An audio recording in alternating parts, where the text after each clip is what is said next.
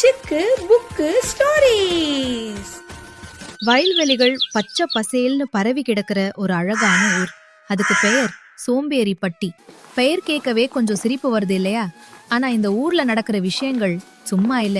இங்க சில பேரு காலையில சூரியன் எழுவதற்கு முன்னாடியே எழுந்து வயலுக்கு போய் உழைச்சு வாழ்க்கைய முன்னேத்துறாங்க. ஆனா இன்னும் சில பேரு சூரியன் நடுவுல வந்தாலும் கூட படுக்கையில இருந்து எழவே மாட்டாங்க. இந்த ஊர்ல ஒரு பக்கம் உழைப்பும் இருக்கு, மற்றொரு பக்கம் சோம்பேறித்தனமும் இருக்கு. அந்த சோம்பேறித்தனத்துக்கு சின்ன எக்ஸாம்பிளா ஒரு வீட்ல வாழ்றாங்க லட்சுமியும் அவளோட கணவர் ராமுவும்.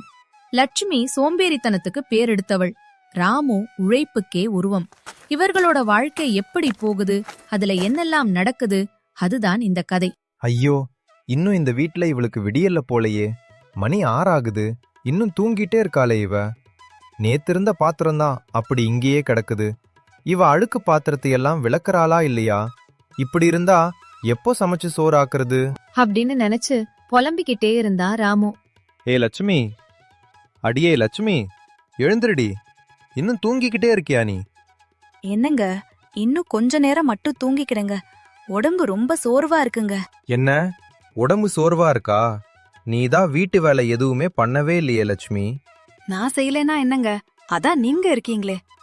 நீங்க எல்லா வீட்டு வேலையும் பண்ணிடுவீங்களே. அடியே லட்சுமி, நீ எந்த வேலையும் பார்க்காம சோம்பேறியா வீட்ல படுத்தே கிடப்ப. நான் காலையிலேயே எழுந்து வீட்டு வேலையும் பண்ணணும், அப்புறம் வயலுக்கு போய் வெயில்ல வேலையும் பார்க்கணுமா? இப்படி இருந்தா என் உடம்பு என்னத்துக்குடி ஆகிறது?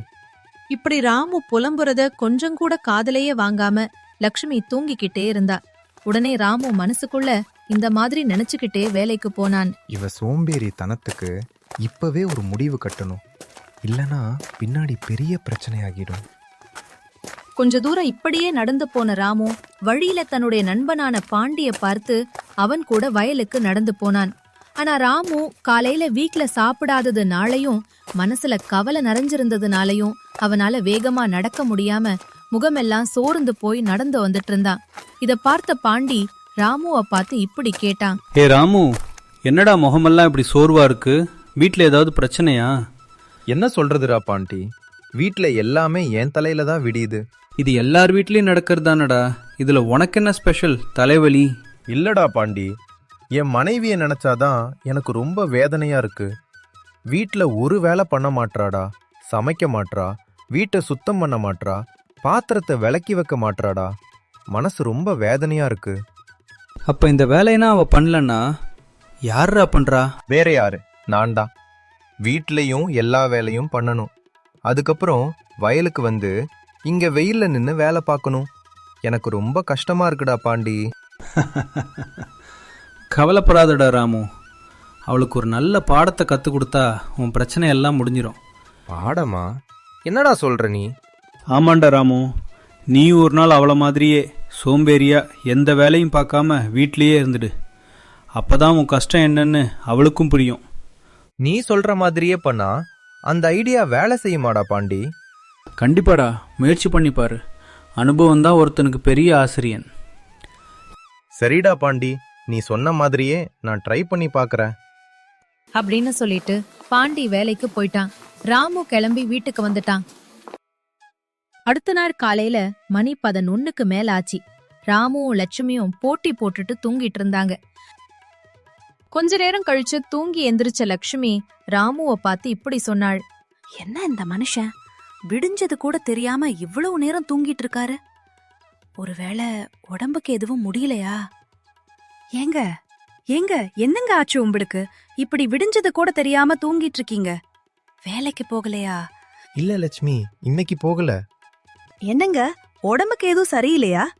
இல்ல லட்சுமி, உடம்பெல்லாம் நல்லாதான் இருக்கு, ஆனா மனசுதான் சரியில்லை. மனசு சரியில்லையா? என்னங்க ஆச்சு? நீ வீட்ல எந்த வேலையும் பண்ண மாட்ற, நான் மட்டும் எதுக்கு எல்லா வேலையும் இழுத்து போட்டு பண்ணணும்? இனிமே நானும் எந்த வேலையும் பார்க்காம உன்ன மாதிரியே ஜாலியா வீட்ல ஓய்வு எடுக்கலாம்னு பாக்குற லட்சுமி. இதை கேட்ட லட்சுமி உடனே சந்தோஷமாகி ராமுவை பார்த்து இப்படி சொல்றாள். அட, இது நல்ல யோசனையா இருக்குங்க. நான் இதேதான் உங்கள்கிட்ட சொல்லணும்னு நினைச்சேன். இப்போ நீங்களே சொல்லிட்டீங்க பாருங்க. நீங்க சொல்ற மாதிரியே நம்ம 2 பேரும் வீட்லயே இருக்கணும்னா எவ்ளோ ஜாலியா இருக்கும். உடனே ராமுவும் மனசுக்குள்ள சிரிப்ப அடக்கிக்கிட்டு லட்சுமிய பார்த்து இப்படி சொன்னான். சரிடி லட்சுமி, நேரமாகுது. நீ இருக்கிற காய்கறியவும் அரிசியவும் வச்சு சோறாக்கி குழம்பு வச்சிடு. நம்ம சாப்பிட்டு தூங்குவோம். ஏங்க, அப்ப நீங்களும் வாங்க.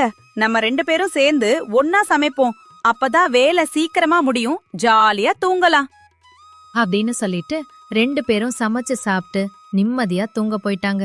இப்படியே 2 நாள் கடந்துச்சு. 2 நாள் கழிச்சு வீடு முழுக்க அமைதி. அடுப்புல எந்தவித நெருப்பும் இல்லை. பாத்திரம் எல்லாம் காலியா இருக்கு. லட்சுமி மெதுவா எழுந்து சமையலறைக்குள் வராள். அங்க இருக்கக்கூடிய காலி பாத்திரத்தையும் சாமா செட்டையும் பாக்கறா. ஆனா அங்க எதுவும் இல்லை. எல்லாமே காலியாதான் இருக்கு. அரக்கடவுளே, வீட்ல ஒரு பொருள் கூட இல்லையே. அரிசி கூட முடிஞ்சு போச்சா? ஐயோ, எனக்கு ரொம்ப பசிக்குதே. இப்போ என்ன பண்றது? 2 நாளா சரியா சாப்பிடவே இல்ல. அப்படின்னு புலம்பிக்கிட்டு ராமுவ பார்த்து இப்படி கேட்டாள். என்னங்க, சாப்பிட ஏதாவது இருக்கா? ரொம்ப பசிக்குதுங்க. தலலாம் சுத்துற மாதிரியே இருக்கு. நம்ம வீட்டு நிலை இப்போ எப்படி இருக்கு தெரியுமா லட்சுமி? வேலை செய்யல, வருமானம் இல்ல. வருமானம் இல்லனா சாப்பாடு எப்படி வரும்? பட்டினியாதான் இருந்தாகணும். அதெல்லாம் சரிதாங்க. ஆனா இவ்வளவு கஷ்டமா இருக்கும்னு நான் நினைக்கவே இல்ல. நம்ம வீட்ல இதுவரைக்கும் இப்படி பசியா இருந்ததே இல்ல. அதுக்குதான் லட்சுமி, நான் தினமும் காலையில எழுந்து வேலைக்கு போறேன். வீட்லயும் வேலை, வெளியேயும் வேலை. ஆனா நீ ஒரு நாள் கூட என் கஷ்டத்தை புரிஞ்சுக்கவே இல்லையே லட்சுமி. நீ பாட்டுக்கு படுத்து தூங்கிட்டு தானே இருந்த. இப்ப வந்துட்டு அரிசி இல்ல பருப்பு இல்லனா என்ன அர்த்தம்? ஏங்க, நான் தப்பு பண்ணிட்டேங்க. என்ன மன்னிச்சிருங்க. நான் நினைச்சதெல்லாம் சும்மா வீட்ல படுத்து தூங்கினா நல்லா ஜாலியா சந்தோஷமா இருக்கும்னு தான் அப்படி பண்ணிட்டேன். ஆனா இப்போதான் புரியுது, வேலை செய்யாம வீட்ல வெட்டியா படுத்து தூங்கிக்கிட்டே இருந்தோம் அப்படின்னா வாழ்க்கையே நகராதுன்னு. அந்த நேரத்துல அங்க வந்த பக்கத்து வீட்டு பாட்டி, என்னம்மா லட்சுமி, வீடே அமைதியா இருக்கு. ஊர்ல இருக்கீங்களா இல்லையா? பாட்டி, நான் தப்பு பண்ணிட்டேன் பாட்டி.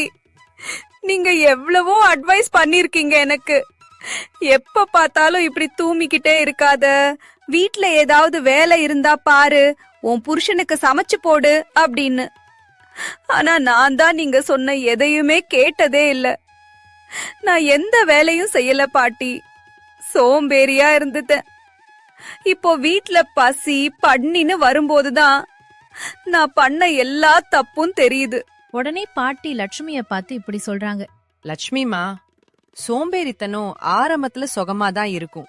ஆனா அத முடிவு கடைசில இப்படிதான் இருக்கும். உழைச்சாதான் உணவு கிடைக்கும்.